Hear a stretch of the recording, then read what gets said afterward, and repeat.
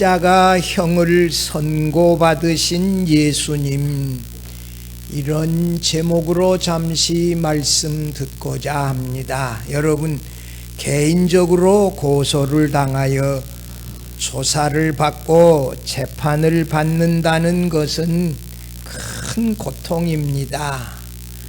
여러분, 고소를 당하여 경찰서 조사계 형사들에게 불려가 조사를 받고 또 검찰청의 검찰 수사관들에게 조사를 받고 또 재판장 앞에서 재판을 받는 일은 정말 이 피마르는 고통입니다. 그래도 여유가 있어서 변호사의 조력이라도 받을 수 있다면 그래도 좀 나은데, 그마저 받을 수도 없다면 이건 보통 고통스러운 일이 아니에요. 대한민국의 대통령들이 임기를 마치고 정치적인 이유들로 재판을 받고 법정에 서는 모습은 더 이상 보고 싶지 않습니다. 노무현 전 대통령 얼마나 고통스러웠으면, 자존심 상하면 그 부엉이 바위인가 거기 올라가서 그냥 몸을 던져버렸겠어요. 트럼프 전 대통령 국회의사당을 이렇게 난입하도록 사주했다는 거 전 세계가 다 알고 있는데도 아직 재판받았다 이런 얘기 못 들었어요. 미국에 현직 대통령들 많아요. 그러나 대통령 끝나고 나서 법정에 서서 재판받는다 이런 얘기 우리가 못 들어봤어요. 하나님의 아들이시자 하나님 나라의 영원한 왕이신 예수께서 사내들인 공회에서 재판을 받으시고 그 공회에 의하여 반역자와 신성모독자라는 제목으로 로마의 빌라도 총독에게 피소되어 총독의 관저에서 재판을 받으셨어요. 성경에 죄가 없으시고 죄를 짓지도 않으시고 죄를 알지도 못하시는 하나님의 아들이시고 장차 모든 피조물을 재판하러 오실 재판장이신 예수께서 유대인들에 의한 이 막 뺨을 때리고 이게 묶어놓고 이 폭력 불법 재판으로 십자가형을 선고받는 장면이 오늘 본문 내용이에요. 본문은 유대인 당국자들에 의하여 행악자라고 피소된 예수께서 빌라도 총독의 관저에서 총독에 의하여 유대인들 앞에서 공개 재판의 신문에서 총독이 그래요. 나는 그에게서 아무런 죄도 찾지 못하여 유월절 특사로 석방하고자 한다는 공포에도 불구하고 유대인들이 총독을 겁반해요. 가이사 황제에겐 외에는 왕이 없는데 자신을 왕이라고 하고 황제에 반역한 사람을 만약에 유월절 특사라고 석방한다면 당신은 로마 황제의 충신이 아닙니다. 이런 말로 정치적으로 이 총독을 압박하고 밀란을 일으킬 것처럼 이렇게 분위기를 이끌어갈 때에 총독으로서는 더 이상 어떻게 할 수가 없었어요.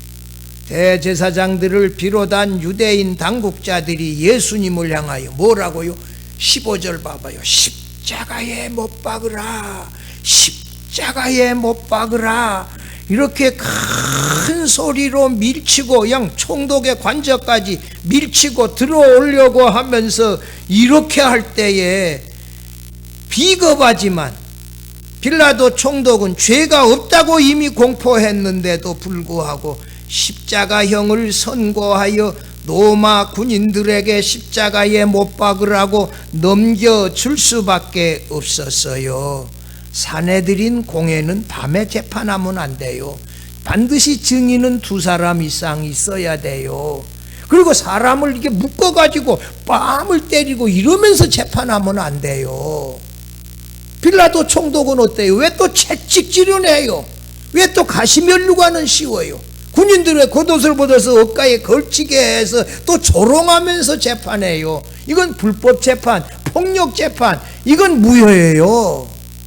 근데 이런 재판에 의하여 십자가형을 선고받고 십자가에 달려 죽으셨어요. 참이 유월절 전날 금요일 오전에 해골이라 불리는 이 골고다 언덕 위에서 예수님은 고난을 당하시고 십자가에 달려 죽으셨습니다. 오늘 우리가 고난 주간을 이제 얼마 앞두고 죄 없으신 하나님의 아들 예수께서 오늘 본문의 빌라도 총독에 의하여 불법적이고 폭력적인 재판을 받아 십자가형을 선고받으시는 장면을 몇 가지로 살펴보며 함께 은혜 나누고자 합니다. 첫째로 예수님은 우리를 위하여 잔인하게 고난을 당하셨습니다. 1절에 이에 빌라도가 예수를 데려다가 채찍질하더라. 여러분이 성경을 한번 봐봐요.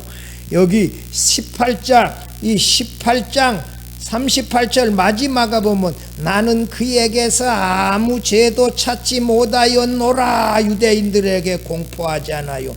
6월절에 특사한 사람을 이렇게 석방하는 관례가 있어서 내가 유대인의 왕을 너희에게 놓아주기를 원하느냐 석방하려고 하는데 여러분들 어떠냐? 이렇게 이게 물어보고 하는데 이 십자가에 못 박으라고 그러니 아니요 우리는 바라바를 내어주고 예수님은 십자가에 못 박으세요 이렇게 하니 빌라도 총독이 꾀를 하나 냈어요.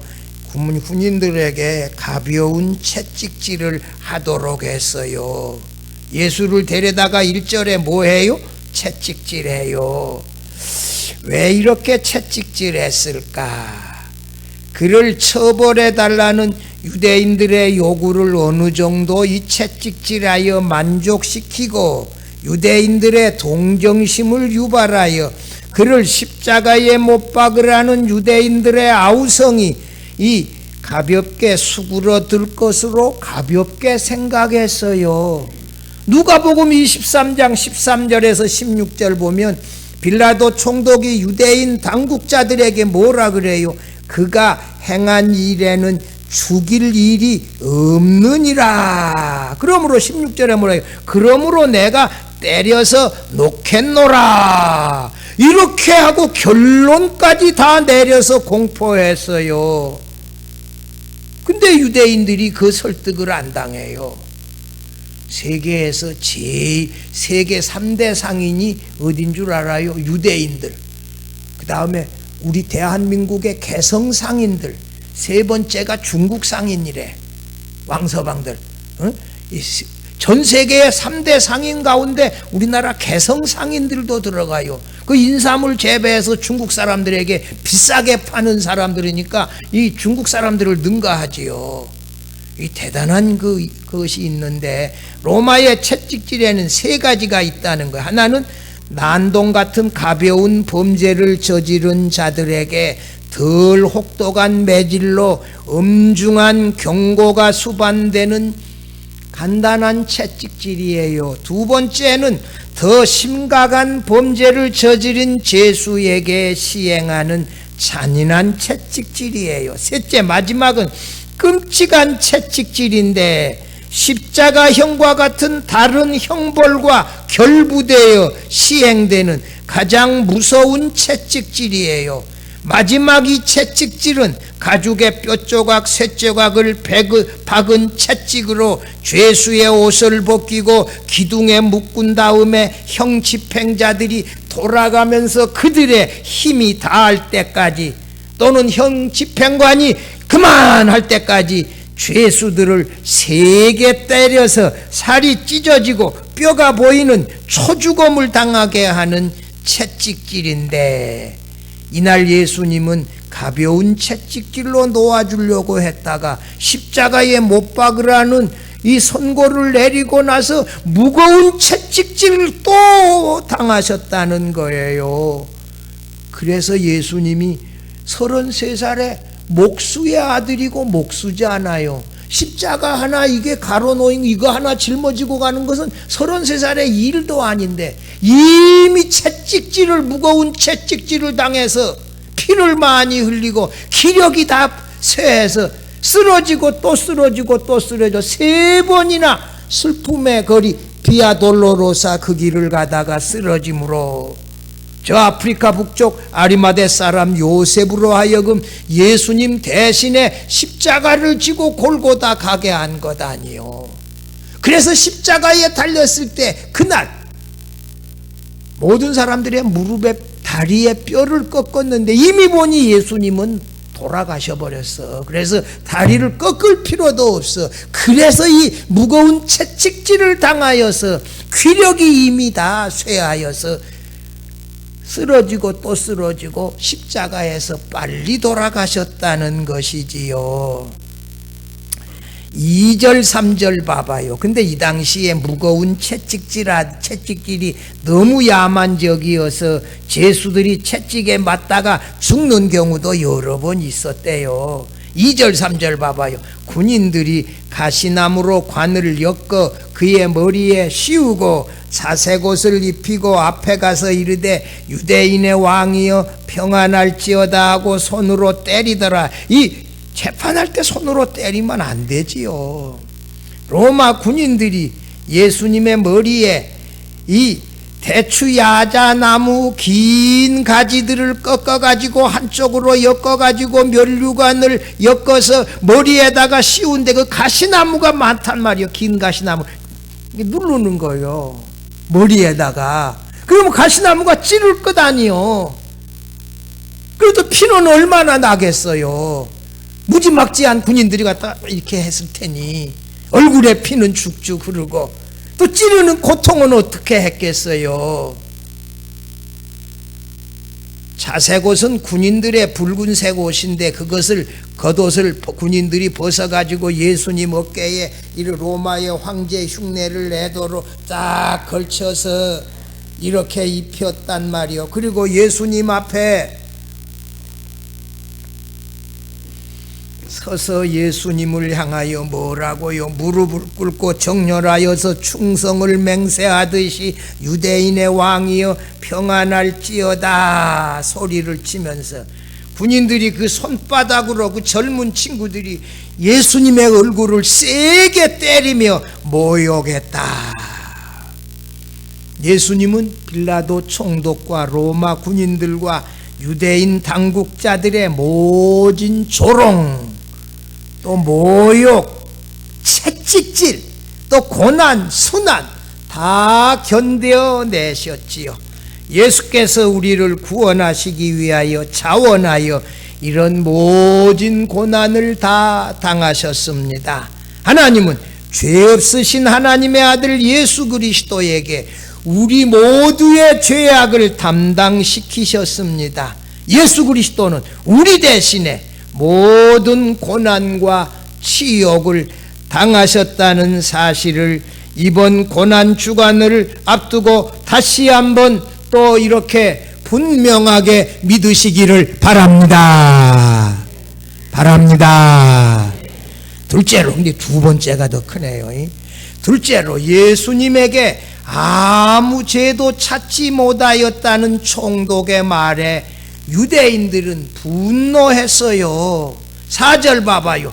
빌라도가 다시 밖에 나가 말하되 보라 이 사람을 데리고 너희에게 나오나니 이는 내가 그에게서 뭐라고요? 아무 죄도 찾지 못한 것을 너희로 알게 하려 함이로라. 아까 18장 38절에서도 말하고 또 두 번째 말하잖아요. 빌라도가 예수님을 이끌고 그 관저 밖으로 유대인들 앞으로 나와서 신문 결과를 유대인들에게 공포했어요. 아무 죄가 없다. 여러분들이 행악자라고 반역자라고 고소한 죄 그런 증거가 없다. 그런 죄가 없다. 빌라도 총독은 사내들인 공회가 소송을 제기한 나사렛 예수 그리스도에 대하여 하나님의 아들이라고 하는 것이나 유대인의 왕이라고 하는 것에 대하여 신문했으나 전혀 그런 죄가 없어요. 증거가 없어요. 빌라도 총독은 내가 그에게서 아무 죄도 찾지 못하였던 것을 너희로 알게 함이라. 6절 마지막에도 봐요. 너희가 친히 십자가에 못 박으라. 나는 그에게서 죄를 뭐 했다고요? 찾지 못하였노라. 이 세 번째 반복해서 말하잖아요. 총독이 죄를 찾지 못했다. 죄가 없다는 거예요. 무죄 공포하는 거 아니요. 그러면 석방해야지요. 근데 이 신문 결과를 공포할 때 군인들을 시켜서 예수님을 관저 밖으로 끌고 나오게 하는데 머리에는 뭐가? 가시면류관을 쓰고 얼굴에는 피가 주룩주룩 흐르고 어깨엔 차색 옷을 걸친 채로 나오게 하여 이미 얼굴은 퉁퉁 부었고 그 상처에 피가 얼굴로 흘러내리고 참으로 예수님이 초라하고 우스꽝스러운 얼굴로 이렇게 유대인 앞에 드러났지요. 빌라도는 6월절 특별 사면 대상자를 최종 결정하는 결정권자였기 때문에 여러분들 보기에 이 사람이 이렇게 위험한 인물이 아니다. 그런 사실을 이렇게 알려서 이 무력하고 초라한 이 사람 그냥 6월절 특별 사면 대상자로 선정하여 석방하는 것 어떠겠냐, 이런 그 동정심을 유발하려고 했어요. 5절도 봐봐요. 보라, 이 사람이로다. 이 사람은 6월절 특별 사면 대상자다. 유대인들을 설득하려 했어요. 근데 6절 봐봐요. 6절 같이 읽어봐요. 대제사장들과 아랫사람들이 예수를 보고 소리 질러 이르되 십자가에 못 박으소서, 십자가에 못 박으소서 하는지라. 빌라도가 이르되 너희가 친히 데려다가 십자가에 못 박으라. 나는 그에게서 죄를 찾지 못하였노라. 죄 없다 그러니까 유대, 이 사람은 죄 없다 이렇게 총독이 하는 말에 대하여 대제사장들, 유대인 당국자들, 사내들인 공회원들은 더 분노해가지고 이렇게 소리친 것이에요. 왜 이렇게 분노해요?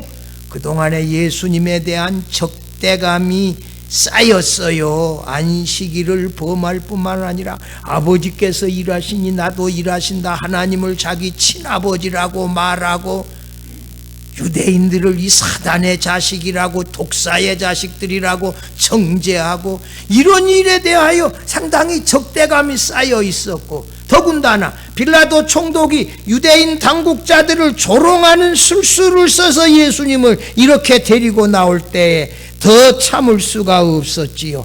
유대인 당국자들은 예수의 죽음 이외에 어떤 것으로도 만족할 수가 없었지요.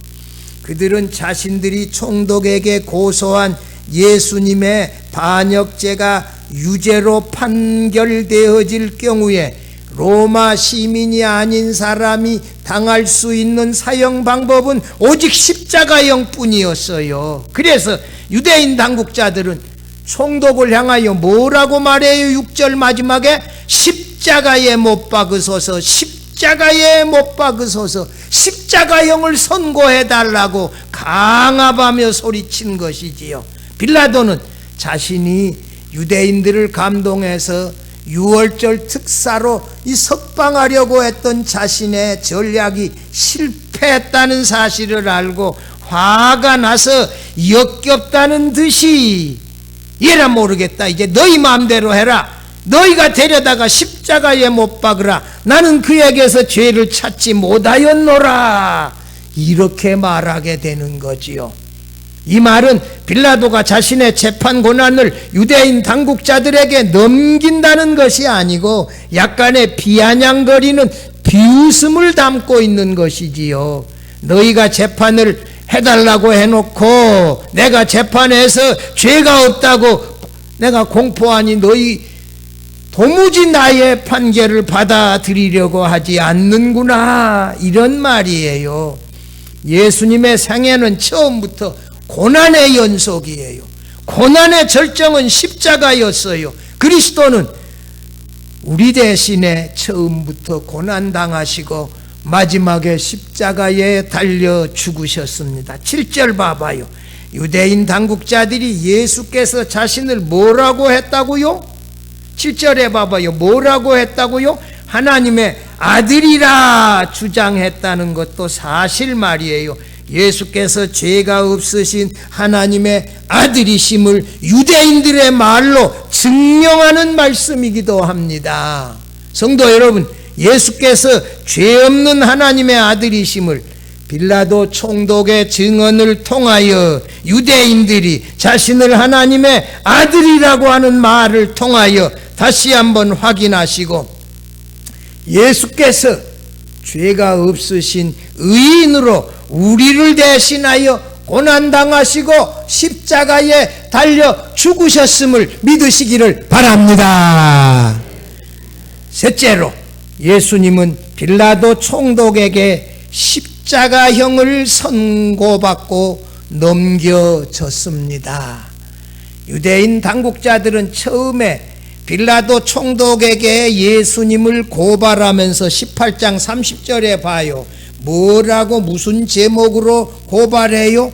이 사람이 행악자가 아니었더라면 우리가 당신에게 넘기지 아니하였겠나. 무슨 행악자? 로마의 황제, 왕 한 사람밖에 없는데 자신을 왕이라고 해서 황제를 반역했다는 거지요. 이런 반역죄 제목으로 고발했어요. 그래 놓고 이 7절 가봐요. 유대인들이 갑자기 제목을 바꿔요. 유대인들이 대답하되 7절 읽어봐요. 우리에게 법이 있으니 그 법대로 하면 그가 당연히 죽을 것은 그가 자기를 하나님의 아들이라 함이니이다. 하나님의 아들 참 칭죄예요. 자기 자신이 사람의 아들이면서 하나님의 아들이라고 말했다는 거요. 하나님의 아들 참칭 제목, 이것은 신성모독으로 사형에 해당되는 거란 말이요. 제목이 바꿔. 여러분, 이 고소장 올 때 처음 고소장하고 나중에 내용이 바뀌면 나중에 그것을 첨부하고 허락을 받아야 돼요. 그 고소한 제목이, 근데 제목이 갑자기 바뀌어요 여기서. 근데 처음에는 이렇게 안 했거든요. 유대인의 율법, 특별히 레위기 24장 16절에 의하면 봐봐요. 여호와의 이름을 못 어가면 그를 반드시 죽일지니 온 회중이 돌로 그를 칠 것이니라. 자신을 하나님의 아들이라고 주장하면 뭐라? 돌로 쳐서 죽이라는 거예요. 신성모독죄는 돌로 쳐서 죽이는 것이라는 거예요. 빌라도는 유대인 당국자들이 예수님을 처음 고소한 제목을 행악자에게서 이제는 하나님의 아들을 참칭 제목으로 변경하는 말을 듣고서 8절 봐봐요. 8절에 뭐라고 나와 있어요? 빌라도가 이 말을 듣고 더욱 두려워했다. 왜 두려워했을까? 빌라도 이 사람이 그동안에 많은 표적도 행했다 그러더라. 죽은 자도 살렸다 그러더라.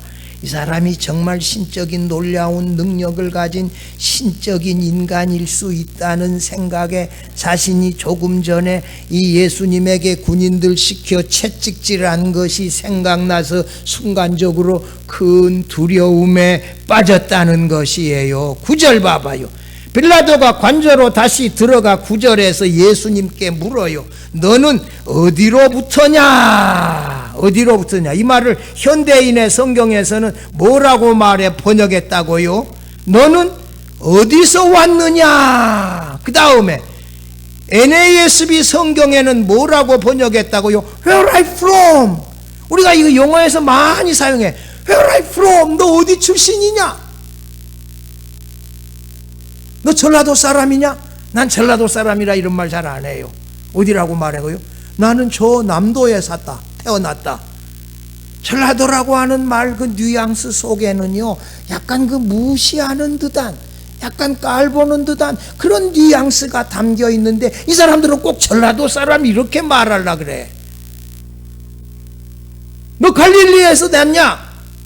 이게 어디서부터 났냐? 예수님의 기원에 대하여 상당히 고상한 척 빌라도 총독이 예수님에게 물었지만 이 예수님은 아무런 대답도 안 했어요. 여러분 18장 37절 한번 봐봐요.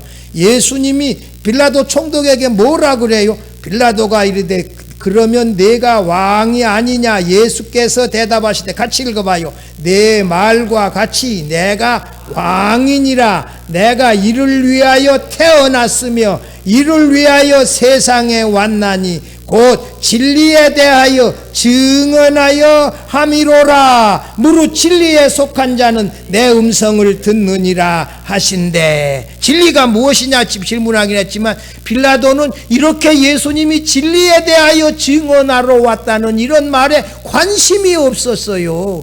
근데 고상한 척하고 내가 어디로부터냐, 내가 어디서 났느냐, 이런 고상한 질문을 예수님에게 했을 때 예수님은 거기 9절 마지막에 봐요. 예수께서 대답하여 주지 아니하시는지라. 왜 대답해 주지 않았을까요? 빌라도는 고상한 사람도 아니고 진리에 관심도 없어서 아까 37절 봤잖아요. 정의보다는 정치적인 술수에 관심이 많고 인간의 권력에 집착하고 반대자들을 위협하고 죽이고 이러던 이 폭력적인 사람인데 갑자기 고상한 척 하면서 하나님의 아들이라고, 하나님의 아들 참칭했다는 이 말에 겁을 먹고 어디서부터 왔냐, 진짜 하나님의 아들이니 묻고자 하는 듯한 이런 질문에 예수님은 아무런 대답을 할 필요를 느끼지 못했지요. 예수님의 침묵에 빌라도는 오히려 초조했어요. 10절 11절에 보면 예수님은 빌라도가 주장하는 총독의 권한도 위에 계신 하나님이 주시지 아니하면 아무것도 행할 수 없다. 빌라도 총독의 권한도 위에 계신 하나님의 절대적인 주권 아래 있다고 당당하게 11절에서 말씀했어요. 예수님의 십자가의 부활을 통한 우리의 구원은 가룟 유다의 배신이나 사내들인 공회의 사형 판결이나 빌라도 총독의 사형 선고에 의하여 주도적으로 이루어진 사건이 아니고 그 다음이 중요해요. 하나님께서 주권적으로 괴이가시고 섭리하셔서, 그 다음 또 말도 중요해요. 하나님의 놀라운 지혜가 이룬 구속사건이라는 것이지요. 사실 이 십자가에 달리시고서 또 부활하셔서 십자가와 부활을 통하여 우리를 구원하신 것은 하나님의 선택과 예정과 하나님의 놀라운 지혜에 의하여 이루어진 줄 믿습니다. 예수님이 뭐라 그랬어요? 나는 내 양을 위하여 목숨을 버리노라. 나는 목숨을 버릴 권세도 있고 다시 얻을 권세도 있는 하나님이신데 스스로 양들을 위하여 목숨을 버리노라. 하나님의 놀라운 지혜가 우리를 구원한 것이지 뭐 가룟 유다, 사내들인 공회, 빌라도 총독 때문에 십자가에 달려 죽으셔서 우리를 구원해낸 것이 아니라고. 여러분 이 빌라도의 사형 선고한 그 책임, 우리가 사도신경에서 늘 빌라도에게 고난을 받으시고 늘 이름 거명하잖아요. 거기 그 다음에도 또 뭐라고 말해요? 11절 마지막에도 보면 그러므로 나를 내게 넘겨준 자의 죄는 뭐하다? 빌라도 총독에게 예수님을 행악자라고 고소하고 넘겨준 사람은 누구요? 사내들인 공회고 그 당시 대제사장은 누구요? 가야바요. 사내들인 공회원들, 사형 판결한 그들, 그 당시 의장 대제사장 가야바의 죄는 더 크다. 여러분 하나님이 주권적으로 주도적으로 다 우리를 구원하셨지만 그들이 배신하고 행악자라고 판결하고 총독에게 십자가에 못 박으라고 소리쳤던 그들의 죄악은 책임은 없어지는 것이 아니요, 죄 지으면 그 죄책은 누구에게 있다? 우리에게 있어요. 우리가 회개하고 그리스도의 십자가를 믿어야 죄 용서함 받을 수 있습니다. 할렐루야. 이 책임은 우리에게 있는 거예요. 그러나 하나님이 주권적으로 우리를 구원하여 내신 것이지요. 12절 봐봐요. 이러므로 빌라도가 예수를 놓으려고 뭐했다? 힘썼으나. 빌라도는 11절 예수님의 대답을 듣고서도 그를 놓으려고 힘을 썼어요. 특별 사면 대상자로 선정하여 놓으려고 애를 썼어요. 그런데 뒤에 카스는 말했어요. 이 빌라도가 예수님 재판 사건을 애써 놓으려고 힘썼다는 말을 기각하려고 했는지 아니면 특별 사면하려고 했는지 본문의 내용이 명확하지 않다. 놓으려고 하는 것은 사실이었는데 그것을 사건을 기각하려고 했는지 특별 사면 대상자로 석방하려고 했는지 그 내용은 본문에서 명확하지 않다. 여러분, 빌라도 총독은 예수님이 사형 선고를 받을 만한 반역죄를 짓지도 않고 추가적인 신성모독 죄도 빌라도 눈에는 사형 선고를 할 만한 죄가 없다는 사실을 알았어요. 근데 유대인 당국자들이 아주 교활해요. 12절 그 마지막 부분에 보십시다. 거기 같이 읽어봐요. 유대인들이 소리를 질러 이르되 이 사람을 놓으면 가이사의 충신이 아니니이다. 무릇 자기를 왕이라 하는 자는 가이사를 반역하는 것이니이다. 예수님이 하나님 나라의 왕이라 그랬다. 아까 37절에 말했죠. 내가 왕이니라. 이렇게. 이 세상 나라가 아니라 어느 나라? 하나님 나라의 왕이다. 이 사람들은 세상 나라로 오해했어요. 예수님은 세상 나라의 왕이 아니라 어느 나라 왕? 하나님 나라의 하늘나라의 왕이세요. 그러니까 하나님 나라를 세상 나라로 오해하고 왕이라고 하는 말이 가이사 황제에 반역했다는 반역죄라는 거예요. 이 12절이 결정적으로 빌라도 총독이 사형 선고를 하도록 했던 이 강압의 이 압력이라는 것이지요. 당시에 말입니다. 당시에 13절 빌라도가 여기 와 12절 여기 마지막 부분에 보면 만약에 말입니다. 그 당시에 로마 황제가 누구냐 하면 디베리우스 황제인데 걸핏하면 자신의 신하를 의심하는 편직쯤 증세가 있었기 때문에 유대인들이 로마 황제에게 거짓 상소문이라도 전달하는 날이면 자신의 총독 지위를 보전하는 것도 위태롭고 목숨도 빼앗길 수도 있다는 거예요. 오늘 신문에 난 것 봤더니 30년 결혼 생활한 50대 후반 부부인데 부인이 의부증이 있어요. 그래서 출장 가도 항상 따라다녀. 회사에 와가지고도 그냥 상사들 직원들 그냥 소리치고, 그래서 30년 동안 살다가 더 이상 살 수가 없어서 이혼 청구했는데 이혼 사유가 받아들여졌더라고. 여러분, 의처증, 의부증은 병이에요. 이게 병이라고. 이거 병원에 가서 치료받아야 돼요. 사람을 믿지를 못하고 다 의심하는 거예요. 이게 얼마나 위험한 병이요. 저는 고등학교 때 저희 국어 선생님이 아주 실력 있는 서울대학 국문과 나온 똑똑한 분이신데 사모님이 의부증이야. 우리가 남녀공학이요. 제가 나온 고등학교가 무슨 고등학교? 중경고등학교. 남녀공학이야.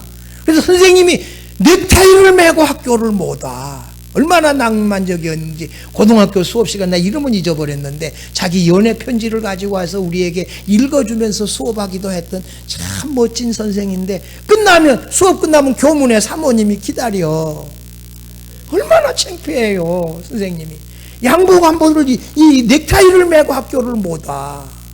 이건 치료해야 돼요. 병원에 가서. 이건 병이에요. 근데 디베리우스 황제가 그렇다는 거예요. 유대의 사내들인 공회가 로마 행저에게 이 사람이 이 반역자를 사형을 집행하기는커녕 6월절 특사라고 무죄 석방해 주었다는 상소문을 황제에게 올렸다면, 빌라도는 자기 총독의 지위조차도 보존할 수 없고 이 말에 대하여는 빠져나갈 길이 없어요. 사형 선고를 내릴 수밖에 없도록 교활하게 유대인들이 빌라도 총독에게 예수님을 이렇게 모함했지 않아요. 그런데 진짜 반역자는 누구요? 유대인들이요. 유대인들이 로마에 반역해가지고 디도 장군이 로마를, 예루살렘을 감싸가지고 예루살렘 무너뜨리고 성전 돌 위에 돌 하나 남지 아니하고 다 무너뜨리고 4만에서 5만 명을 노예로 로마로 끌고 갔지 않아요. 진짜 나쁜 사람들은 누구요? 사내들인 공회원들, 이 사람들이요. 예수님이 반역한 적이 없어요. 근데 이렇게 이 정치적인 사람들은 매도하고 아주 그럴듯한 제목으로 또 이게 압력을 가하고, 총독이 어떻게 할 수 없도록 만들어 사형 선고를 할 수밖에 없게 이렇게 만들지 않아요. 얼마나 세상 사람들이 교활해요.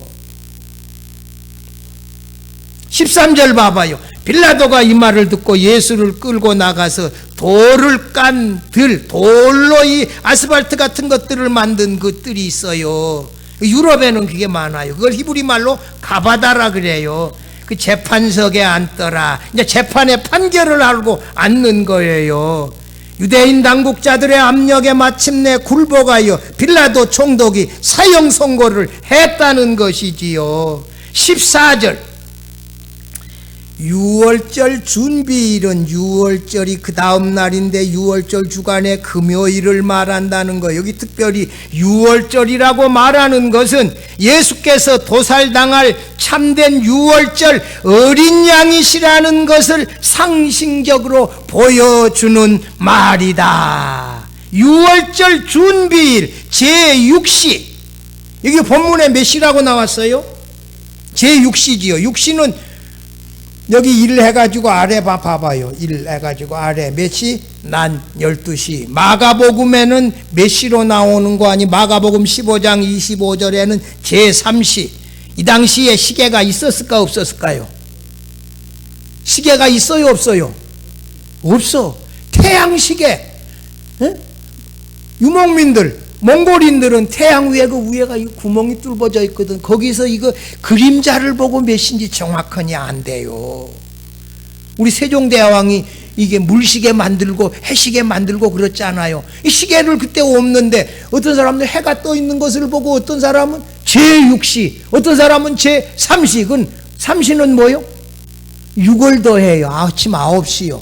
6시는 몇 시요? 낮 오전 정오예요. 그러니까 그 당시 시계가 없어서 해를 보고 서로 기록하면서 서로 좀 착각이 있을고 조금 이렇게 약간의 착오가 있을 수 있다. 어떻게? 시계가 없는데 어떻게 정확하게 딱 기록할 수 있어요? 성경 저자에 의하여서도 조금 차이가 생길 수 있다, 여러분.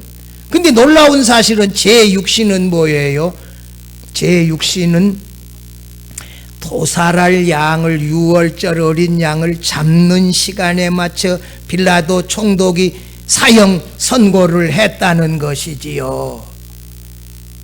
아무 죄도 없다고 3번이나 공포해놓고 사형 판결을, 사형 선고를 내린다. 참 이것도 황제에게 어울리는 것은 아니지요. 이것은 누구의 죄악이에요? 유대인 당국자들의 악, 빌라도의 악, 하나님의 어린 양이 그들의 죄를 짊어지고 죽어야 했던 자들의 악으로 이루어진 더러운 이 탕류가 거침없이 몰려와서 예수님을 십자가에 못 박게 했다는 것이지요. 14절 마지막에 봐봐요. 빌라도가 자신이 만약에 예수를 놓으면 가이사의 충신이 아니라고 압박했던 유대인들을 향하여 뭐라고 말해요? 보라, 너희 왕이로다 조롱하면서 반어법을 써서 반역해요. 15절 현대인의 성경 한번 같이 읽어봐요. 그들은 큰 소리로 죽여버리시오, 십자가에 못 박으시오 하며 외쳤다. 빌라도가 그들에게 당신들의 왕을 십자가에 못 박으란 말이요 하자 대제사장이 로마 황제 외에는 우리에게 왕이 없습니다 하고 대답하였다. 유대인 당국자들은 빌라도의 말에 더 분노하여 예수님 죽이세요, 십자가에 못 박으세요 더 크게 소리쳤고, 그러니까 빌라도가 뭐라 그래요? 내가 당신들의 왕을 십자가에 못 박으란 말이요 라고 유대인들에게 물은 것은, 유대인 당국자들이 예수님이 하나님의 아들이라면 그들이 오히려 신성모독죄를 범하도록 교묘하게 유도하는 질문을 했다는 것이지요. 그 신성모독죄에 대제사장들이 책임이 있다는 것을 유도했다는 것이에요. 사도 요한은 유대인의 참된 왕이신 예수께서 유대인 당국자들에 의하여 철저하게 배신당하고 정죄되었다는 사실을 본문에서 밝히고 있습니다. 16절에 빌라도가 예수를 십자가에 못 박도록 누구에게 내주었다? 16절에 그들에게. 그들은 누구냐? NIV 성경에는 뭐라고 번역해 놨다고요? 내가 가로해 놓고 해놨잖아요. 이거 안 나오네. 가로해 놓고 해놨는데 여기 NIV 성경에는 그들을 로마 군인들로, 이 문맥상으로 보면 유대인들에게 여기 15절에 보면 유대인들이라고 말해야 되는데 유대인들이 아니고 NIV 성경에는 뭐라고요? 로마 군인들에게 넘겨주었다. 재판석에 13절에 앉았다. 19절 20절에 패를 써서 십자가 위에 붙이라고 했다는 말에서 이 빌라도가 예수님에게 십자가형을 선고한 후에 예수님을 로마 군인들에게 십자가에 못 박도록 내주었다는 것이지요. 사랑하는 성도 여러분, 예수 그리스도는 하나님의 아들이시고 영원한 왕이시고 장차 모든 피조물의 재판장으로 하늘로 올라가심을 본 그대로 다시 오실 분이신데, 그분이 우리를 대신하여 불법 재판을 받고 십자가형을 선고받고 십자가에 달려 죽으셨습니다. 예수님은 빌라도 총독의 불법 재판과 사내들인 공회의 폭력적인 재판과 강압에 의하여 십자가형을 선고받으시고 십자가에 달려 죽으셨습니다. 예수 그리스도는 마지막까지 하나님의 아들로서 하나님의 뜻에 온전히 자원하여 순종하여 우리를 죄에서 구속하시기 위하여 십자가에 달려 죽으셨습니다. 십자가에 죽으신 이 예수 그리스도의 놀라운 은혜를 깊이 한번 생각하고 그 재판받으신 그 고난을 다시 한번 묵상하면서 그 은혜에 감사하고 그 은혜를 놀랍게 찬양하고 예배하는 우리 모든 성도들이 되어질 수 있기를 주의 이름으로 축원합니다. 축원합니다.